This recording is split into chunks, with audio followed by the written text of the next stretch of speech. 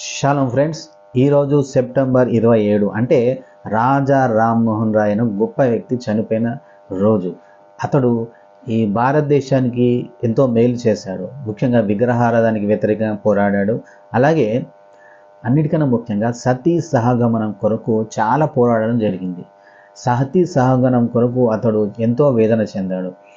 సతీ సహగమనం అంటే భర్త చనిపోగానే ఆ స్త్రీని వెంటనే అంటే ఆ అమ్మాయిని వెంటనే ఆ భర్తతో పాటు కట్టివేసి కాల్చివేస్తారు. అంటే ఆ ముందు ఒక ద్రవ్యం తాగిపించిన తర్వాత మత్తులో తెలియకుండా అంటే ఏం చేస్తుందో తెలియదు అనమాట. అంటే ఆ మంటకి వాళ్ళు తట్టుకునేటట్టు వాళ్ళు ఎక్కడున్నారో మైండ్ పని చేయకుండా అలాంటి ఒక మత్తు ఇచ్చిన తర్వాత ఆ తాగిన తర్వాత వాళ్ళని కూర్చోపెట్టేసి వాళ్ళకి దాంతో పాటు అంటే మనం భయపడి పారిపోకుండా అలాంటి ఒకటి ఇవ్వడం జరుగుతుంది.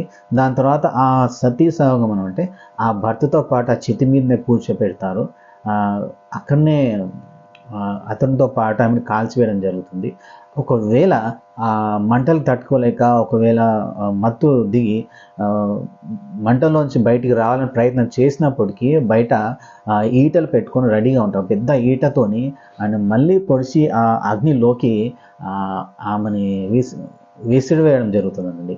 ఇది చాలా భయంకరమైన ఒక ఆచారం నుంచి మరి ప్రజలు విడిపించబడాలని రాజా రామ్మోహన్ రాయ్ గారు చాలా కష్టపడిన రోజు, ఎంతో ప్రయాసపడిన రోజు.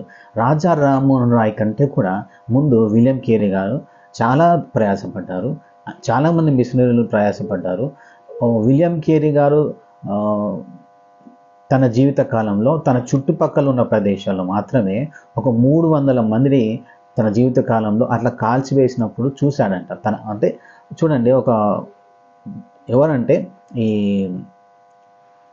చీమ కూడా తల్లిపెట్టని ఈ అహింసావాదులు, ఇంత భయంకరంగా జంతు ప్రేమికులు ఈ మానవుల్ని అంటే ఒక సజీవంగా ఒక స్త్రీని దహించుతున్నప్పుడు ఆ వ్యక్తి చూసినప్పుడు ఆ విలియం కేరీకి ఎంతో వేదన కలిగిందంట. చూడండి, మనం ఎదుట ఇలా జరుగుతుందన్నప్పుడు చూస్తే మనకు దేవుని బిడ్డలమైన మనకు ఎంతో బాధ కలుగుతుంది కదా. చూడండి, అది వాళ్ళు దైవికంగా తీసుకుని వెళ్ళేవారు. ఈ మధ్యలో జరుగుతున్న విషయం ఏమంటే వాట్సాప్ యూనివర్సిటీలో ఈ సతీ సహగమనం అనేది క్రైస్తవులు తీసుకొని వచ్చారు, బ్రిటిష్ వాళ్ళు తీసుకొచ్చారు, కులాన్ని కూడా బ్రిటిష్ వాళ్ళు తీసుకొచ్చారు. భారతదేశం అంటే ఏదైతే ఒక నేరం మోపడానికి ఇది చాలా తప్పు అని కనబడుతుందో అదన్నీ కూడా బ్రిటిష్ వాళ్ళు తీసుకొచ్చారని నేరం మోపడం జరుగుతూ ఉంది. ఇది ఎంత దారుణం అంటే ఏం చెప్పాలి అర్థమవుతుంది. చూడండి, విలియం కేరీ తన జీవితకాలంలో 300 మందిని ఇలా చూశాడంట. అంటే తన చుట్టుపక్కల ఉన్నవారు, భారతదేశం మొత్తం ఇంకా చాలామంది ఉంటారు, అయినా ఆపలేకపోయారంట. ఎన్నో ప్రయాసాలు పడ్డాడంట. అతి కష్టం మీద కొందరిని మార్చగలిగాడంట. విలియం కేరీకి ముందు ఇంకొక మిషనరీ చాలా ప్రయాసపడ్డాడంట. అతడు వేసిన లెక్క ఏంటంటే ఆ విలియం కేరీ అతన్ని చూసి ఎంతో ఇన్స్పైర్ అయ్యి ఈ విషయంలో చాలా పాటుపడ్డాడంట. 50,000 మంది తన బతికిన కాలం మిషనరీగా పనిచేసినప్పుడు దాదాపు 50,000 మంది స్త్రీలని అలా కాల్చివేశాడంట. 50,000 మంది సతీ సహగమనం ఆ టైంలో. అంటే అంతకుముందు అంటే ప్రతి సంవత్సరం దేశం మొత్తంగా ఎంతమంది స్త్రీలను ఇలా కాల్చేవారనేది ఇది చాలా విచారించదగిన విషయము. సో ఇలాంటి ఎన్నో ఆచారాలు బ్రిటిష్ వాళ్ళు తొలగించారు. ముఖ్యంగా ఈ రాజా రామ్మోహన్ రాయ్ని ఈరోజు నేను ఎంతో జ్ఞాపకం చేసుకుంటున్నాను.